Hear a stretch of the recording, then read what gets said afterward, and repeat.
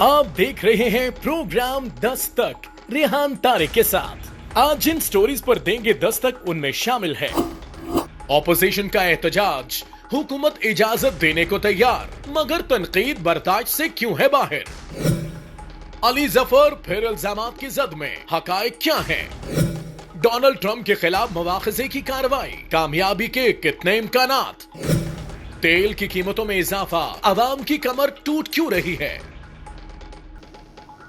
अस्सलाम वालेकुम, मैं हूं रेहान तारिक और आप देख रहे हैं दस्तक। ऑपोजिशन जमातें इस वक्त अपनी तमाम तर तवज्जो 19 जनवरी को इलेक्शन कमीशन के सामने एहतजाज पर मरकूज किए हुए हैं। इसी सिलसिले में रोजाना पीडीएम क़यादत की जानिब से फॉरेन फंडिंग केस पर बयानात का सिलसिला जारी है। दूसरी जानिब हुकूमत एहतजाज और बयानात को मुकम्मल नजरअंदाज कर रही है। आज भी 19 जनवरी को ऑपोजिशन को इलेक्शन कमीशन के बाहर एहतजाज की इजाजत दे दी गई है। आज लॉ एंड ऑर्डर कमेटी का इजलास हुआ है, जिसके बाद वफाकी वज़रा ने प्रेस कॉन्फ्रेंस की है। वफाकी वज़रा ने प्रेस कॉन्फ्रेंस करते हुए क्या कहा है, सबसे पहले उसकी एक झलक आपके सामने रखते हैं। की कमेटी का मुश्तरका फैसला यही है, इनसे तोके है कि किसी जगह ये लॉ एंड ऑर्डर का मसला पैदा नहीं करेंगे, इनके रास्ते में कोई रुकावट नहीं बनेंगे। मैं मौलाना फजलुर रहमान साहब से कहूँगा वो इस्लाम की तरफ देखें, इस्लामाबाद उनकी नसीब में नहीं है, देखना छोड़ दें। Supreme court of Pakistan Faizabad धरने के केस में ये कह चुका है कि हर जगह धरना नहीं हो सकता, हर जगह प्रोटेस्ट नहीं हो सकता। कानून के बियॉन्ड कोई चीज़ जाएगी तो फिर लॉ अपना एक्शन ज़रूर ले। तो ये सिर्फ इस मुल्क में अफरा तफरी फैलाने के लिए एक गेम खेल रहे हैं, अदरवाइज इनके पास कुछ भी नहीं है। पाकिस्तान पीपल्स पार्टी और पाकिस्तान मुस्लिम लीग नून से ये दरख्वास्त है कि वो आके और अपने सबूत भी पेश करें और वो रसीदें, आइडेंटिटी कार्ड जो फंडिंग की हुई है उसके जवाबात लेके आए, क्योंकि सिर्फ मकसद उनको धमकाना नहीं है। फॉरेन फंडिंग केस की बात भी हो रही है, इलेक्शन कमीशन के बाहर एहतजाज को रोकने की बात भी हो रही है और इलेक्शन कमीशन के बाहर एहतजाज को रोकने के लिए मुमकिन हिकमत अमली भी वज़ा की जा रही है। हुकूमत एक जानिब ऑपोजिशन को एहतजाज की इजाजत दे रही है, जबकि दूसरी जानिब वज़ीर आज़म इमरान खान ने वफाकी वज़ीर दाखिला को अहम हदफ सौंप दिया है। वज़ीर आज़म ने वज़ीर दाखिला की सरबराही में एक कमेटी कायम कर दी है।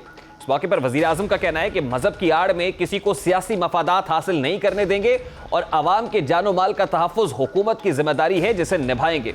वज़ीर आज़म की जानिब से टास्क मिलने के बाद वज़ीर दाखिला शेख रशीद अहमद ने उलमाए कराम का इजलास भी तलब कर लिया है। इजलास में पीडीएम की एहतजाजी तहरीक के दौरान अमन व अमान के क़याम पर लाहेअमल तय होगा। इजलास में हुकूमती तरजीहात के हवाले से उलमा को एतमाद में लिया जाएगा। अपने लहार आज शेख रशीद अहमद ने अपने खिताब में भी किया है। वो क्या कह रहे थे उलमा के साथ इस मुलाकात से मुताल्लिक, उसकी एक झलक भी आपके सामने रखता है। मदारस के बारे में नूरुल हक साहब कादरी की और मेरी एक कमेटी बनी है जॉइंट। हम मदारस से राब्तों में हैं। हम मदारस का न सिर्फ एहतराम करते हैं बल्कि पाकिस्तान का और दीन का एक अहम किला समझते हैं और प्राइम मिनिस्टर की हिदायत पर उनके साथ राब्ते में हैं। जब एहतजाज या लॉन्ग मार्च की बात होती है, फिर धरने की बात होती है, तो यकीनन इस वक्त हुकूमत के लिए पाकिस्तान पीपल्स पार्टी या पाकिस्तान मुस्लिम लीग नून उतना बड़ा खतरा नहीं है जितना बड़ा खतरा JUIFA है। और JUIFA के ऊपर रिलीजियस कार्ड को इस्तेमाल करने का इल्जाम भी लगाया जाता है। मदारिस के तलबा को सियासत से दूर रखने के बाद तलबा हुकूमती इक़दामात के खिलाफ फट पड़े हैं। जो मदारिस के तलबा हैं उनका मौक़िफ़ है कि आईन पाकिस्तान हमें सियासत का हक देता है और वज़ीर आज़म ये हक हमसे कैसे छीन सकते हैं। यकीनन इस पर मदारिस के तलबा का रद्द-ए-अमल भी सामने आ रहा है। शेख रशीद अहमद साहब उलमा व मशाइख से मिलने जा रहे हैं, बात भी होगी और किस तरह इस मामले को डिफ्यूज़ किया जा सकता है, इस हवाले से मुमकिन हिकमत अमली भी सामने आएगी। लेकिन मदारिस के तलबा का सोशल मीडिया के ऊपर एक रिएक्शन सामने आ रहा है, वो क्या कह रहे हैं उसकी एक झलक भी आपको दिखाते हैं। कहना चाहते हैं कि ये जो सियासत है वो इस्लाम ही है और मदारिस के अंदर भी इस्लाम ही पढ़ाया जाता है और ये मुल्क इस्लाम के नाम पर बनने वाला है, लिहाजा हम इसको नहीं छोड़ेंगे। इंशाल्लाह पहले भी हमने कुर्बानियाँ दी हैं, अब भी देंगे। आज इमरान खान ने ये बयान दिया है कि मदारिस के बच्चों को सियासत से दूर रखे। मैं इमरान खान से कहता हूँ कि मेरे पास पाकिस्तान की नेशनलिटी है तो मुझे ये हक हासिल है कि मैं वोट कास्ट करूँ और अपने हक की जंग लड़ूँ और मैं अपने जंग कायद जमील के संग लड़ता हूँ, इंशाअल्लाह लड़ता रहूँगा। अब इनसे हम ये सवाल करते हैं कि क्या मदारिस के तलबा पाकिस्तानी नहीं है? क्या मदारिस के तलबा का वोट चोरी नहीं हुआ है? क्या वो अपने वोट चोरी करने का मुतालिबा नहीं कर सकते हैं? क्या वो रोड पर निकल कर हुकूमत से मुतालिबा नहीं कर सकते हैं? क्या उनके पास शनाख्ती कार्ड नहीं है? जब ये सब कुछ है तो फिर मदारिस हर जगह मदारिस का रट क्यों लगाया गया है? ये मेरा ID कार्ड है और हर फर्द बहैसियत इंसान एक फ़िक्र और नज़रिया रखता है, इस नज़रिए का इंतखाब वो बड़े गौर व फिक्र के साथ करता है। मेरा नज़रिया जमीयत तलबा इस्लाम और जमीयत उलमा इस्लाम के साथ है। इस नज़रिए के तहत मैं कायदी जमीयत हज़रत मौलाना फजल रहमान साहब के साथ हूँ। मदारिस के तलबा का कंसर्न अपनी जगह पर है, यकीनन इसको भी एड्रेस करना होगा और देखते हैं कि हुकूमत क्या दरमियानी राय इख्तियार करती है। आज़ादी इजहार राय के हवाले से कितनी गुंजाइश मौजूद है। हुकूमत इलेक्शन कमीशन के बाहर एहतजाज के लिए अपोजिशन को खुशामदीद कह रही है, लेकिन सवाल पैदा होता है कि हुकूमत के लहजे में यह एतमाद कहां से आया है। अपोजिशन की हुकूमत से निजात की मुहिम बेअसर क्यों हो रही है? अपोजिशन हुकूमत हटाने के लिए कौन सा रास्ता इख्तियार कर सकती है? गुज़श्ता साल सितंबर में 11 सियासी जमातें हुकूमत से निजात के यकनुकाती एजेंडे पर जमा हुई। पीडीएम के नाम से नया सियासी इत्तेहाद वजूद में आया। तासुर दिया गया कि इस तहरीक के नतीजे में अपोजिशन हुकूमत हटाने में कामयाब हो जाएगी, मगर अक्टूबर में गुजरावाला के अंदर होने वाले जलसे ने इत्तेहाद में पहली दरार डाल दी। साबिक वजीर आजम नवाज शरीफ ने जलसे से खिताब करते हुए एस्टैब्लिशमेंट को बराह रास्त तनकीद का निशाना बनाया। इस तकरीर पर पीपल्स पार्टी की क़यादत ने हैरानी का इजहार किया, जबकि नून लीगी रहनुमा भी परेशानी में मुब्तला हुए। यही नहीं बल्कि अपोजिशन का 11 जमाती इत्तेहाद हुकूमत से निजात का वाज़ेह तरीक़ाकार भी नहीं दे सका है। जहां इस्तीफों के मामले पर एक डेडलॉक दिखाई दिया, एक कंफ्यूजन से दिखाई दे रही है।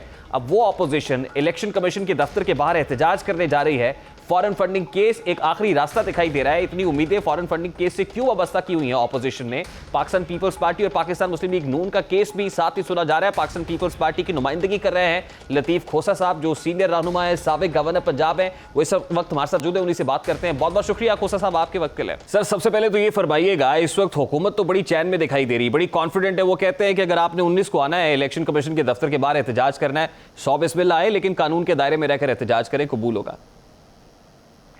देखिए, हुकूमत कितनी है वो कॉन्फिडेंट है, वो तो इसी से आप अंदाजा कीजिएगा कि उनको सिवाय इसके कि अपोजिशन पर तनकीद करना और अपोजिशन की उन्हें फिक्र है। उन्हें ना आवाम की फिक्र है, ना उन्हें अपनी जो मईशत की गिरती हुई मईशत की फिक्र है, ना उनको जो है रुपए की तनाज़ुली की फिक्र है, ना उनको महंगाई की फिक्र है, ना उनको बेरोजगारी की फिक्र है, ना उनको लॉ एंड ऑर्डर की फिक्र है। उनको पता नहीं किस चीज की जो है कॉन्फिडेंस नहीं साहब, लॉ एंड ऑर्डर कमेटी का ही तो इजलास था, जिसके बाद 4 वज़रा ने प्रेस कॉन्फ्रेंस की है। सर, मुझे सिर्फ ये बताएं कि आप इलेक्शन कमीशन के दफ्तर के बाहर एहतजाज करना क्यों चाहते हैं? सर देखें, इन्होंने जो है फॉरेन फंडिंग का केस 7 साल से लटकाया हुआ है इलेक्शन कमीशन ने। सुप्रीम कोर्ट ने इलेक्शन कमीशन को भेजा था।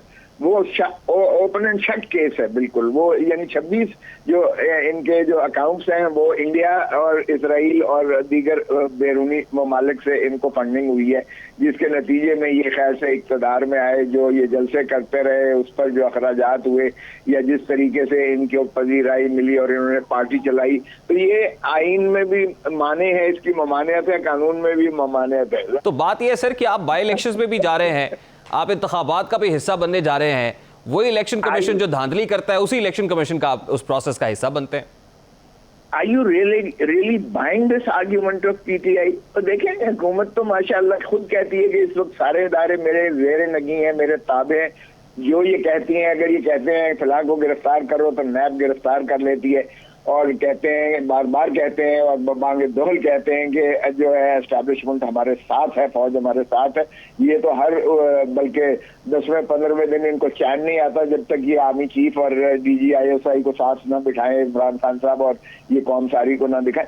तो ये बात छोड़ दें। देखें, बात ये है कि PTI की जो मेरे खिलाफ, मैं उसमें वकील हूँ जो पीपल्स पार्टी के खिलाफ की है, इन्होंने एक PPL वहां से निकाला और कहा जी ये देखें जी PPP लिखा हुआ है, 3 पीस। वो था पॉलिथीन प्रोग्रेसिव प्रोडक्ट। वो पॉलिथीन के जो है वो PPP इन्होंने करके तो हमारे खाते में डाल दिया कि ये पाकिस्तान पीपल्स पार्टी है। तो जब मैंने वो नेट से निकाला तो वो हमारा ना उससे कुछ ताल्लुक है ना कुछ। अच्छा, उसमें वैसे ये भी चेक कर लेना चाहिए था कि पाकिस्तान पीपल्स पार्टी पार्लियामेंटेरियन है या पाकिस्तान पीपल्स पार्टी? नहीं, वो इतना ढोंग, इतना फ्रॉड, इतना झूठ है, यकीन कीजिएगा। इलेक्शन कमीशन बार बार 7 साल से या 5 साल से, क्योंकि वो इन्होंने इसलिए किया एक से मां तकद्दम के हमारे ऊपर भी डाल दें कहे, और जैसे आपने कहा कि जी वो कहते हैं उनके खिलाफ भी तो पेंडिंग है जेर तजी।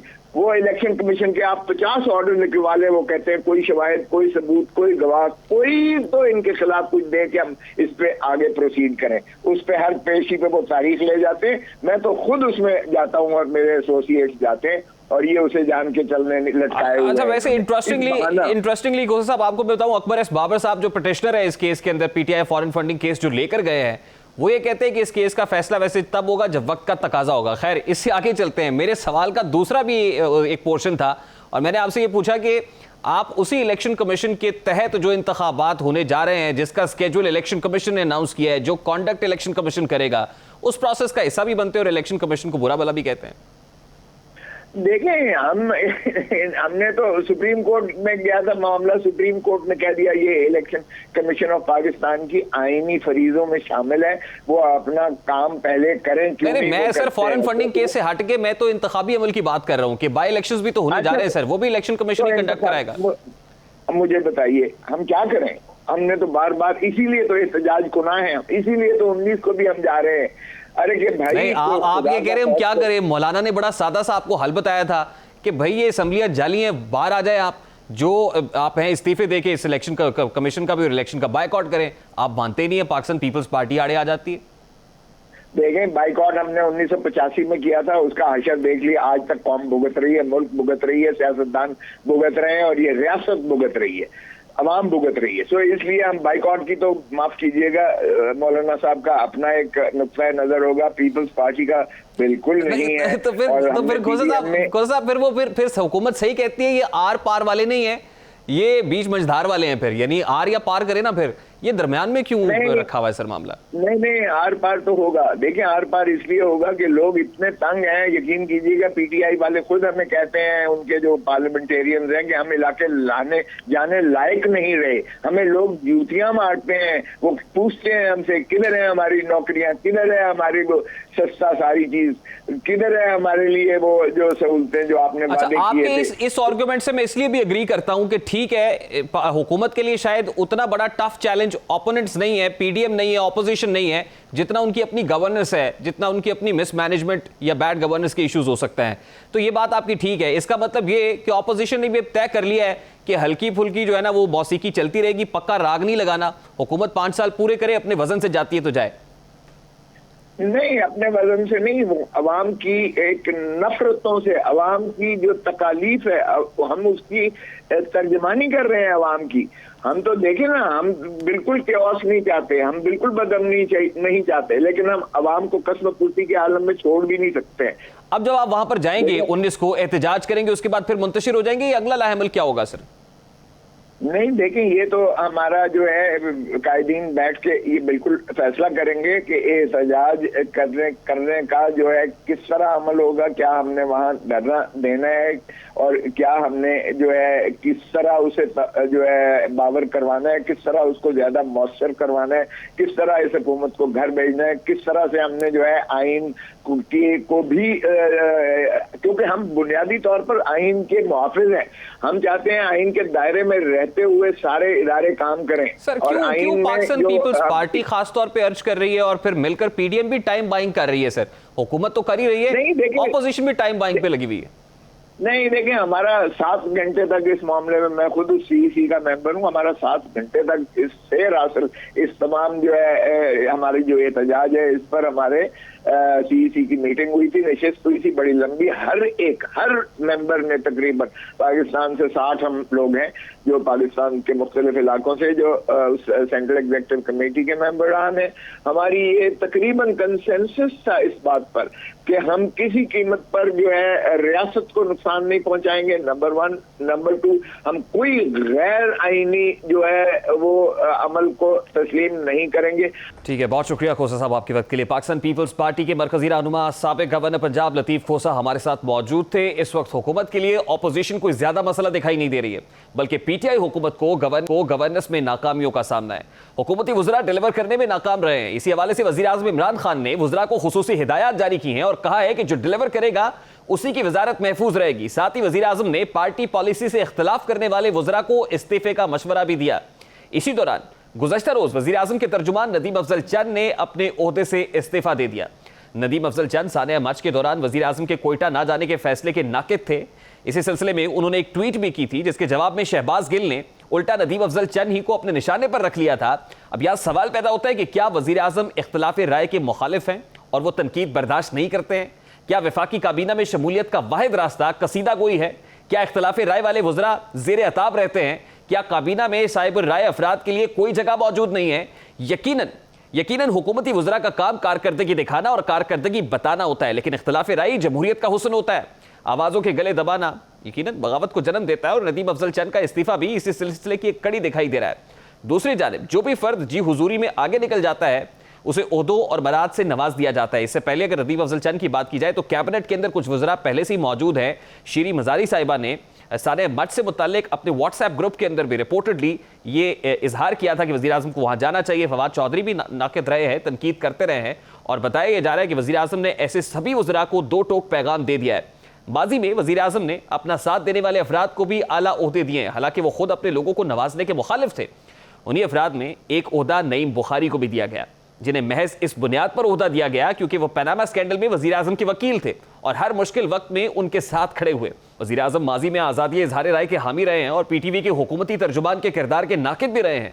तलाश करेंगे कि वो इसमें किस हद तक कामयाब हुए, किस हद तक अपने दावे सच साबित कर पाए। लेकिन इससे कबल आपको पीटीवी के हवाले से वज़ीर आज़म के माजी में दिए गए बयानात दिखाते हैं। देखिए, जो बीबीसी है, बीबीसी बेसिकली अगर एक हुकूमत अपना मौक़िफ़ पेश करना चाहती है तो एक ऐसा इदारा होता है जो कि सारी दुनिया में मसलन बीबीसी करता है, और मैं अब टीआरटी देख रहा हूँ जो तुर्की का बड़ा ज़बरदस्त चैनल है वो करता है, अल जज़ीरा है, ठीक है, वो कतर गवर्नमेंट का एक मौक़िफ़, लेकिन वो अपनी क्रेडिबिलिटी भी करता है क्योंकि वो एक बैलेंस भी करता है, ठीक है, हर किस्म का मौक़िफ़ लेकर।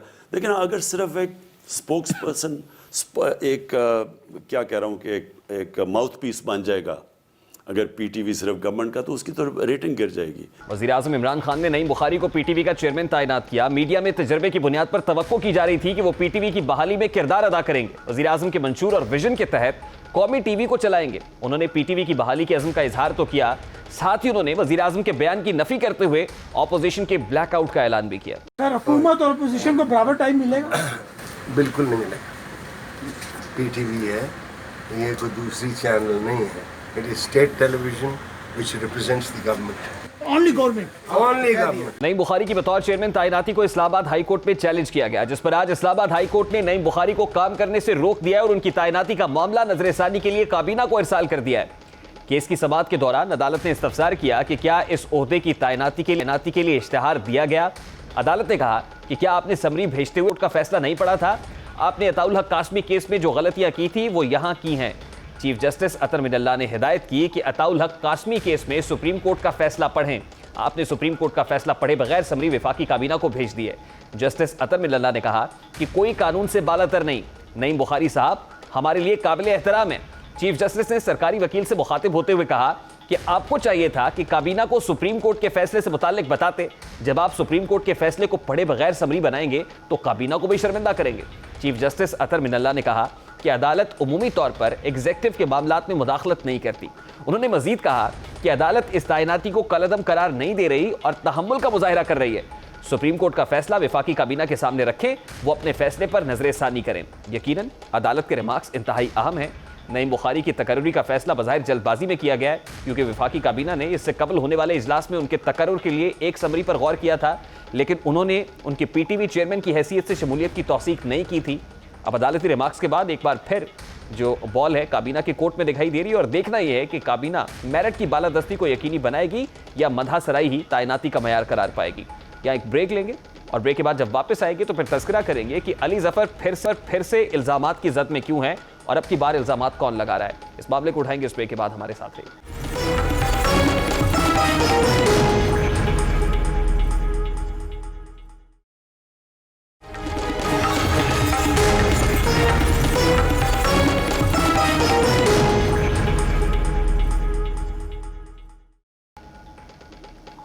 गुलकार अली जफर एक बार फिर इल्जामात की जद में। गुलकारा मीशा शफी के बाद एक और खातून ने गुलकार अली जफर के खिलाफ 50 करोड़ रुपए हर्जाने का दावा दायर कर दिया है। अली जफर के खिलाफ दावा खातून लीना गनी की जानिब से दायर किया गया है, जिसमें दरख्वास्त गुजार ने दावा किया है कि अली जफर ने पहली मरतबा 2014 लंदन में पाकिस्तानी फैशन शो के दौरान उनको हिरासा किया। उन्होंने कहा कि अली जफर ने जून 2014 में 2 मरतबा फिर इस तरह नाजेबा गुफ्तगू की। दरख्वास्त में मौक़िफ़ इख्तियार किया गया है कि दरख्वास्त गुजार ने इस हवाले से अपनी बहन और दोस्तों को भी आगाह किया। अली जफर का 20 दिसंबर 2020 का रीट्वीट और 22 दिसंबर की ट्वीट झूठ पर मबनी है, लिहाजा अली जफर की इन ट्वीट्स को बदनीयती पर मबनी करार दिया जाए। दोनों ट्वीट्स में दावा किया गया कि अली जफर के खिलाफ मुहिम में लीना गनी का हाथ है। दोनों ट्वीट्स लीना गनी की साख को नुकसान पहुंचाने के लिए किए गए थे। लीना गनी ने मीशा शफी से भी इजहार ताल्लुकी किया है, लेकिन लीना गनी के इस बयान में कोई हकीकत नहीं है। बताया जा रहा है कि अगर छानबीन की जाए, इस मामले को परखा जाए, तो तासुर मिलता है कि इस बयान में कोई हकीकत नहीं है। लीना गनी और मीशा शफी दोनों क्लास फेलोज हैं और जो रिस्पॉन्डेंट्स हैं वो बताते हैं कि लीना ने अपने करियर का आगाज़ बतौर मेकअप आर्टिस्ट मीशा शफी के जरिए किया। लीना गनी अप्रैल 2018 से ही अली जफर के खिलाफ जारी मुहिम का हिस्सा रही हैं।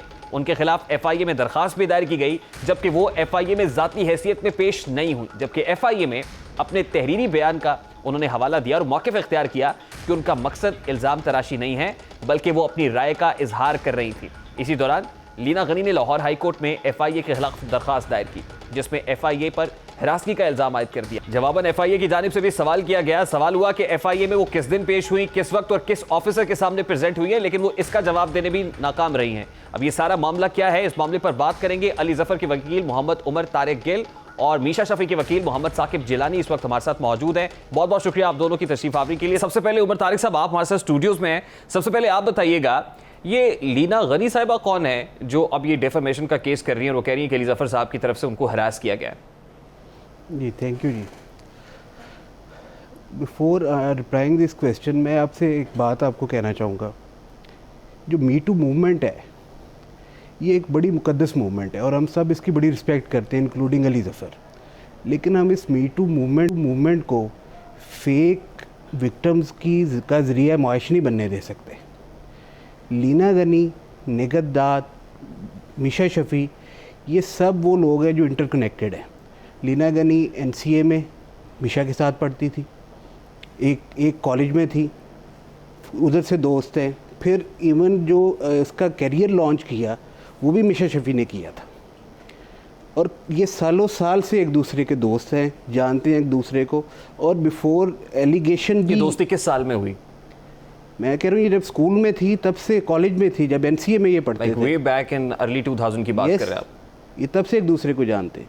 और ये सलमान गनी साहब की बेटी हैं जी, फेडरल सेक्रेटरी थे। नहीं, लेकिन लीना गनी तो ये कह रही है कि 2015 में जब उसका कॉन्ट्रैक्ट हुआ है मीशा शफी के साथ और उसने हायर किया उनको अपने फ़ोटोशूट के लिए, तो उस वक्त इनका पहला रब्ता हुआ है। नहीं, बिल्कुल नहीं। ये कॉलेज से इकट्ठे थे, अली भी इसी कॉलेज में था उसी टाइम में, मीशा भी उसी टाइम में थी कॉलेज में, और लीना गनी भी उसी टाइम में थी। ये 2015 की जो वो बात कर रही हैं, 2015 में उनका कैरियर लॉन्च किया था, बेसिकली एज मेकअप आर्टिस्ट इनको लॉन्च किया था मीशा शफी ने, और उसकी पिक्चर्स इंस्टाग्राम पे अवेलेबल है। बिल्कुल सही है। तो अगर अब लीना गनी पिक्चर में आई हैं, तो आप ये कह रहे हैं कि मीशा शफी के केस को कॉम्प्लीमेंट करने के लिए ये पिक्चर में आई? देखिए, ये अब पिक्चर में नहीं आई, ये परसेप्शन भी दिया जा रहा है कि ये पता नहीं कोई नई खातून आ गई हैं जिन्होंने आके अली जफ़र पे एलिगेशन लगा दी हैं। लीना गनी ने उस दिन भी एलिगेशन लगाया था जिस दिन मीशा शफी का ट्वीट हुआ, शाम को उनका भी ट्वीट आया था, और उस ट्वीट में उन्होंने एलिगेशन लगाया था। दो वो एक जनरल सा एलिगेशन था, कुछ भी स्पेसिफाई नहीं किया था। वो अली के बिहेवियर के बारे में, उसके कमेंट्स के बारे में बात कर रहे थे, लेकिन किसी जगह कोई स्पेसिफिक एलिगेशन नहीं था। अगर आप मुझे इजाज़त दे तो मैं साकिब जिलानी साहब से पूछता हूँ। साकिब साहब, ये उमर तारिक साहब की गुफ्तगू आप सुन रहे हैं, लीना गनी साहिबा जो पिक्चर में आई हैं, यूँ तासुर मिल रहा है कि जैसे मीशा शफी का केस, क्योंकि आप उनके लॉयर हैं सुप्रीम कोर्ट में, तो उस केस को स्ट्रॉन्ग करने के लिए, उसको कॉम्प्लीमेंट करने के लिए अब लीना गनी भी असल में इसी स्टोरी का एक किरदार है। जी, इसमें मैं जी क्लियर करता चलूं कि लीना गनी जो है वो she is one of the witnesses of Meesha Shafi in the defamation case जो अली जफर साहब ने फाइल किया है अगेंस्ट मीशा शफी। तो वो क्योंकि अब एविडेंस की स्टेज है, मीशा जो है वो अपने विटनेसेस, उनकी स्टेटमेंट्स और उनकी जो जिरा है वो आजकल जारी है, अली जफर साहब के वकील वो कर रहे हैं। तो she is one of our witness, और hopefully in the coming hearings जो हैं वो अपना नहीं देखिए साकिब जिलानी साहब, विटनेस होना एक अलग बात है, 50 करोड़ का हर्जाना का दावा दायर करना सिंध हाई कोर्ट के अंदर ये एक अलग बात है। देखिए, विटनेस की हद तक तो ठीक है, लेकिन वो कह रही हैं कि अली जफर साहब ने 2014 के अंदर उनको हरास किया है और हरासानी के इल्जामात लेके अब अली जफर पे जा रहे हैं। दूसरी तरफ हम कुछ ऐसी पिक्चर्स देख रहे हैं जिसमें लीना गनी की बहन है, उनके साथ वो मुंबई के अंदर दौरा करते हैं, वहां पर सब कुछ ठीक होता है और अचानक 2014 के अंदर हरासगी हो जाती है। ये कुछ समझ नहीं आता है सर।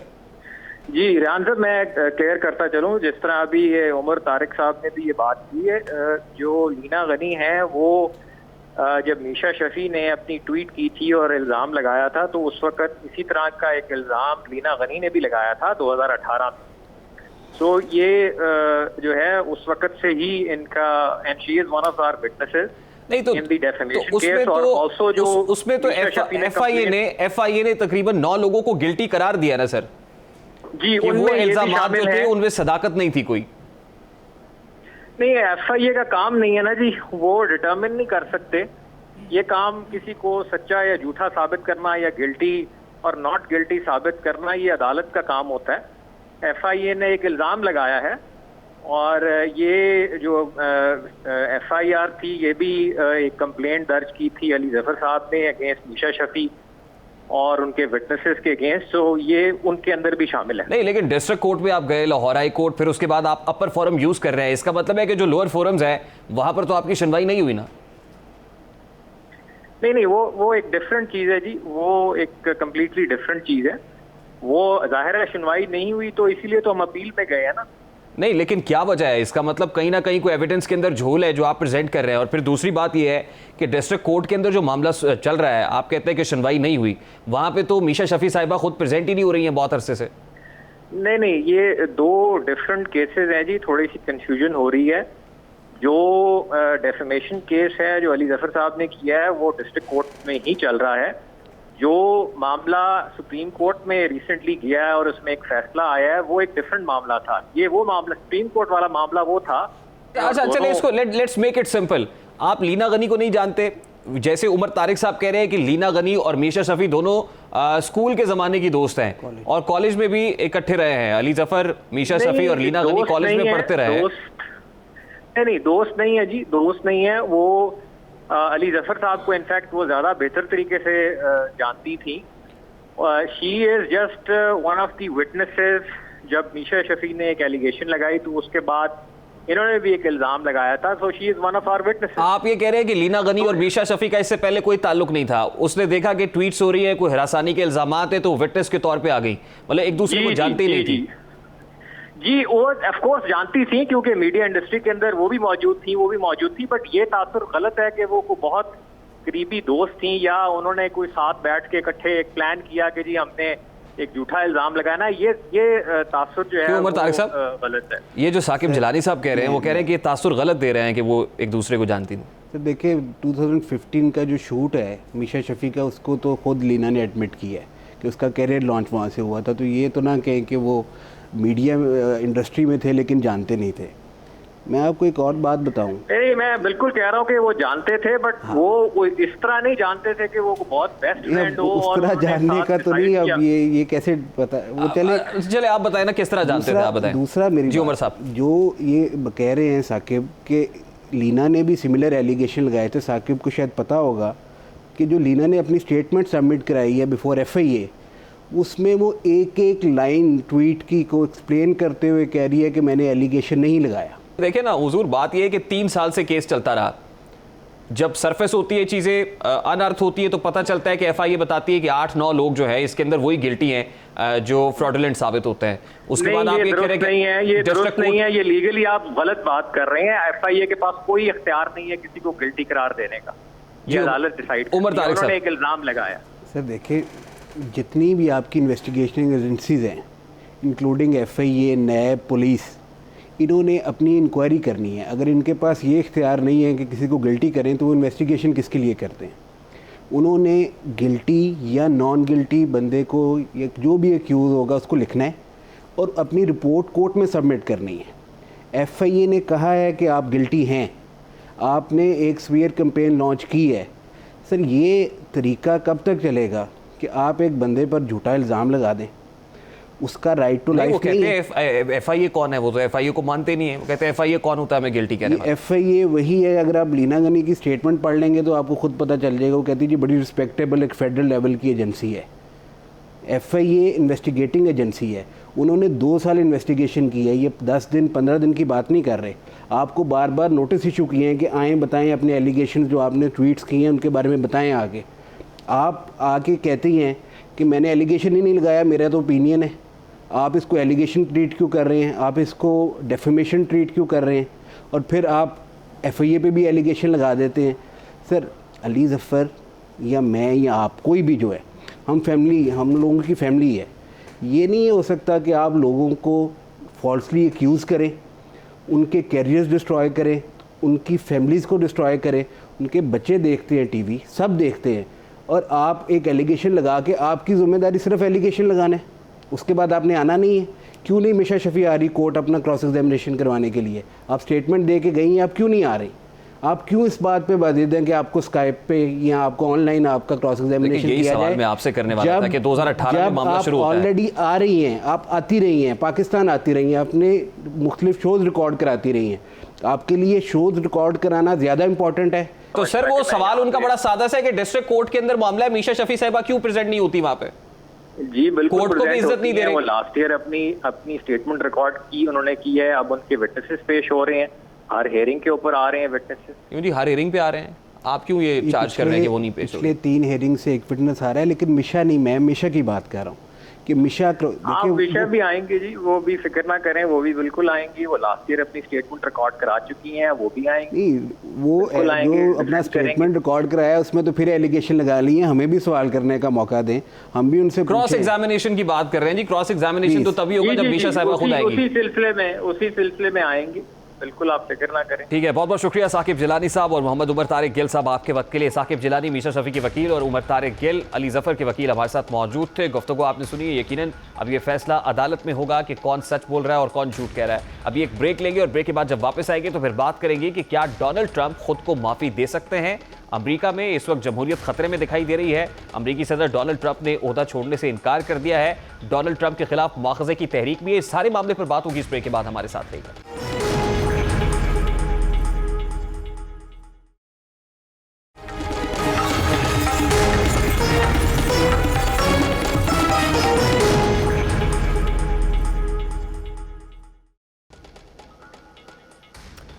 अमरीकी सियासत में इस वक्त भूचाल की सी कैफियत है। गैर यकीनियत की फजा वाशिंगटन DC में दिखाई दे रही है, क्योंकि तारीख में पहली बार ऐसा हुआ है कि अमेरिका के किसी सदर के खिलाफ दूसरी बार मुआखज़े की तहरीक चलने जा रही है।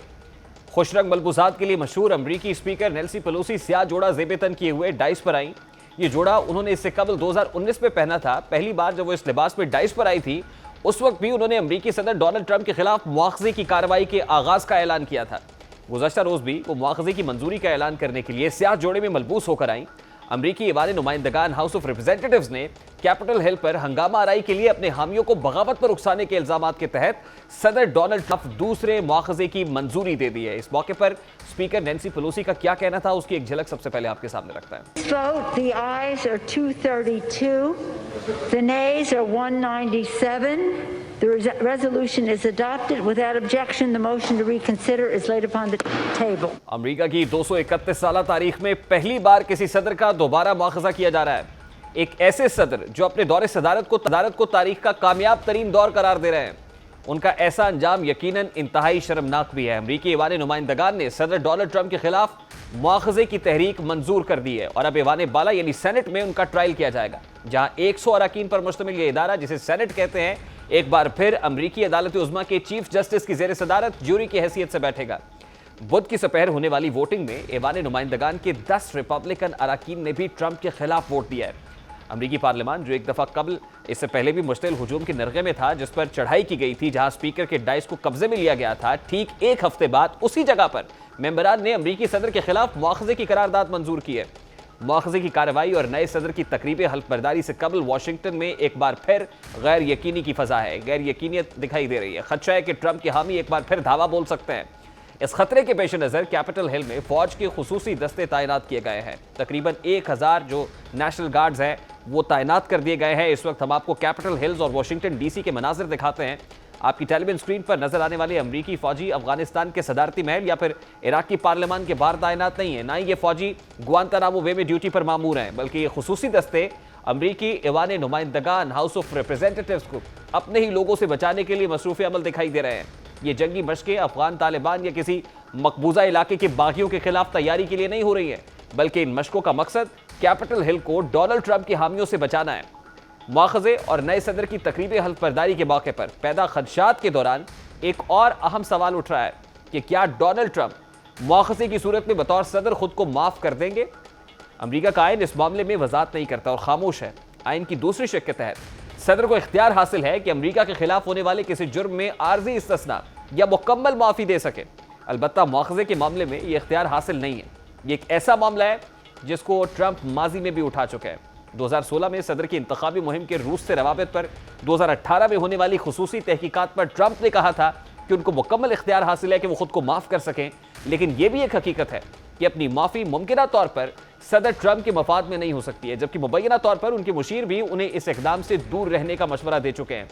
लेकिन यह भी एक हकीकत है कि अमरीकी सदर अगर खुद को माफ कर दें तो नए आने वाले सदर जो बाइडन उनके खिलाफ दोबारा तहकीकात का आगाज भी करा सकते हैं। लेकिन अगर डोनाल्ड ट्रंप 20 जनवरी से कबल मुस्ताफी हो जाएं तो माइक पेंस सदर बनकर ट्रंप को माफी दे सकते हैं। और माजी में ऐसी मिसालें मौजूद हैं कि नए आने वाले सदर ने साबिका सदर के लिए माफी का ऐलान किया, लेकिन ऐसा होता दिखाई नहीं दे रहा है।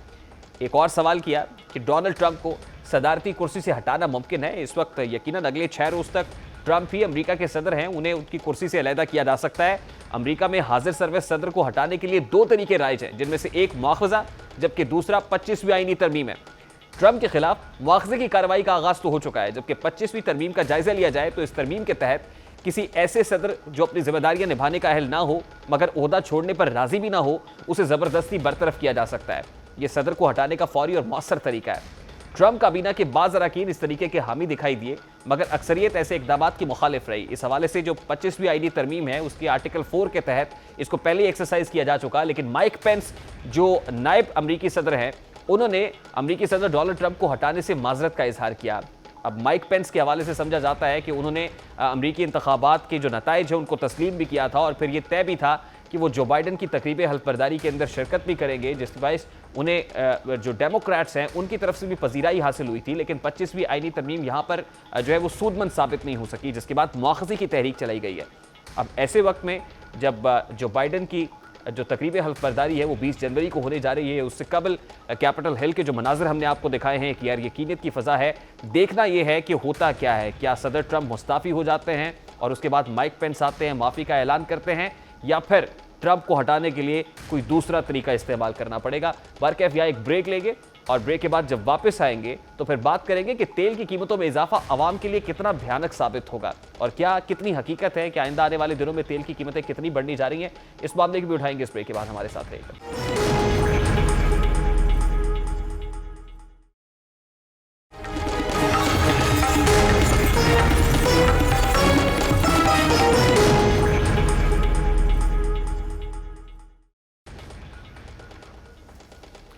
पेट्रोल की कीमतों में एक बार फिर इजाफे की गूंज सुनाई दे रही है। अभी 1 जनवरी को ही हुकूमत ने 2 रुपये 31 पैसे इजाफा करके आवाम को नए साल का तोहफा दिया। अब दोबारा 16 जनवरी से पेट्रोलियम मसनूआत में इजाफे की खबरें सामने आ रही है। गो के ओगरा की जानिब से तरदीद भी की गई है। कहा जा रहा है कि पेट्रोलियम मसनूआत की कीमतों में इजाफा नहीं होगा, लेकिन पेट्रोल की बढ़ती हुई कीमतों को नजरअंदाज भी कर दिया जाए तो अशिया खुरोनोश की कीमतों में इजाफे ने आम आदमी की तो जैसे कमर तोड़ कर रख दी है।